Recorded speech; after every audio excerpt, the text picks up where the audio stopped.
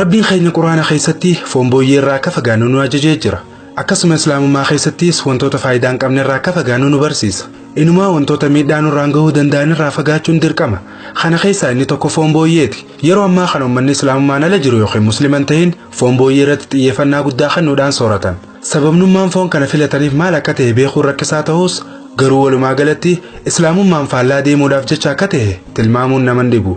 Foon booyyee soorachuun miidhaa guddaa ilma namaatirraan gaha. Mee waa'ee foon booyyee kana ilaalchisee qabxiilee muraasa waliin haa ilaallu.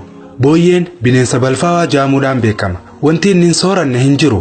Dhoqqee garaasaa keessaa bahee deebisee nyaata. Akkasumas naannoo ajaa'aa fi xuraawaa keessa deemuudhaan raammoolee sababa balfasaniitiin walitti qabaman soorata. Kaansara gogaasaa irra biqilee fi raqa bineensotaatis ni soorata. Yoo bishaan dhuguu barbaadees fagaatee hin deemu, fincaanuma isaa deebisee dhuga. Walumaa galatti booyyeen uumama balfarraa ijaarame, foon isaatis balfarraa argame akka ta'e beekuun rakkisaa miti. Booyyeen summii dandamachuudhaan beekama. Bineensa kana summiidhaan ajjeesuun rakkisaadha. Wantoonni akka bofaa osoo isa hiddanillee miidhaan isarra geessu takka illee hin jirtu. Kanaaf booyyeen foon keessaa summii hedduu waan qabuuf yoo foon kana nyaatan ammoo summiin tun ilma namaa miidhuu dandeessi. Hoosiftoota dachii tanarra jiran keessaa uumamni hin dafkine yookiin ammoo hin fuurre booyyee qofa. Sababaan dafki uumama dachii tanarra jirurraa bahu xurii qaama isaanii keessa jiru baasuudhaaf. Booyyeen ammoo xurii firraa baasuu hin danda'u.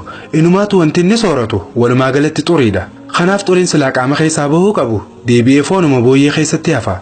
Raammooleen, baakteeriyaan fi ilbisoonni biroo foon bineensa tokko soorachuudhaaf yeroo hanga murtaawaa takka ni eegan. Sababni yeroo murtaawaa eeganiifis hanga foon san xiqqoo turee ajaa'utti yookiin shamee foolii jijjiirratutti turuuf waan dirqamaniif. Booyyee garuu osoo hedduun turin nyaatan. Sababni isaatis foon isaa uumamumaanuu ajaa'aa fi xuraawaa waan ta'eef. Kanaaf ammaas foon xuraawaa kana nyaachuun fayyaa ilma namaatiif rakkoodha. Ilbisoonni fi baakteeriyaaleen uumamaan foon booyyee irra jiran tempereechara kamiinuu osoo bilcheeffamanii hin du'an. Durumaanuu qaama booyyee keessatti foonii wal simatanii waan jiraniif foonuma wajjin bilchaatan malee du'anii dhabaman tahan. Sababaa kanaaf jecha booyyeen madda dhukkuboota 30 olii akka ta'e qorannoon ni addeessa.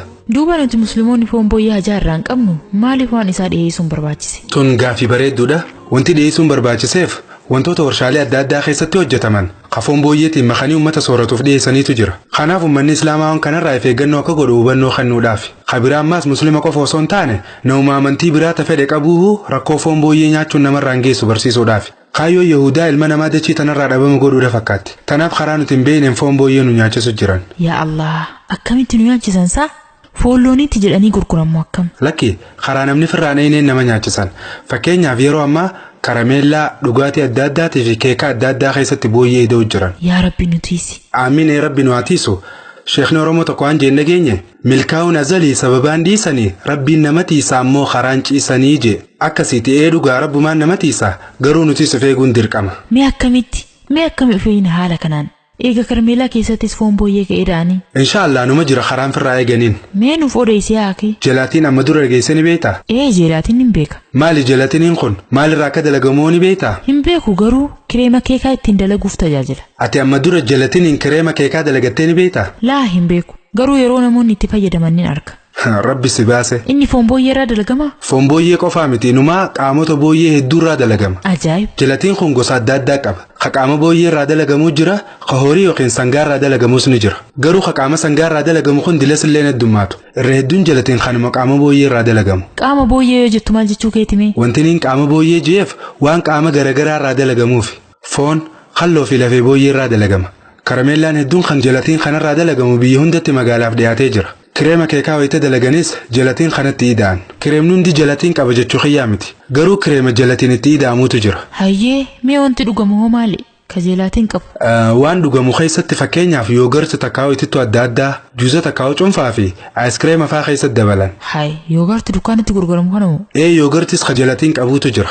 Jelaatiin kana waa hedduu keessatti idoo eegalanii jiran amma. Duuba kana garam jalaa baqanna. Akkamitti beekuun danda'ama ka qabuuf kan hin qabne? Amma fontiin tu godhuu qabnu waan hin beekne osoo nyaachuu fi dhuguu baannee filatamaadha. Yoo soorachuun dirqama ta'e ammoo bikka ingredients jettu dubbisuudha. Waan achirra katabame keessaa jelaatiin waan jiru harkinaan firrumaa dhiisuutu irra caala. Waan akka keekaa kanaas yoo danda'ame manuma dalagachuuf gaariidha. Takkaa'uu jelaatiin qabaachuu fi qabaachuu dhabuusaa manumarraa bitan san gaafachuudha. Hanga dandeettii teenyaatti yoo nuti iftiisine waan sanirraa fi rabbiitu nutiisa. Osoo beeknuu foon booyyee nyaachuun nurratti haraami. Garuu waan osoo hin beekin nyaanne rabbiin irraa nu gaafatu. Gaafatama kana jalaa bahuudhaaf ammoo wantoota soorannu hunda maalirraa akka dalagaman adda baafachuudhaaf carraaqqii godhuu qabna. Yoo dubbisuu beekneef maa dubbisuu qabna? Yoo dubbisuu hin beekneef nama biroo gaafachuun barbaachisaadha. Dhugumatti dubbii akka yaaddessaadha. Hundi keenya hunda maqinaa waan kan ofirraa eeguu qabna.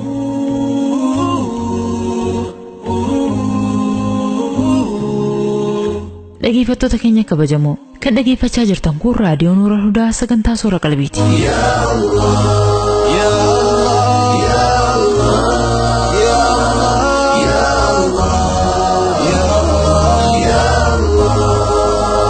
Soora Qalbii.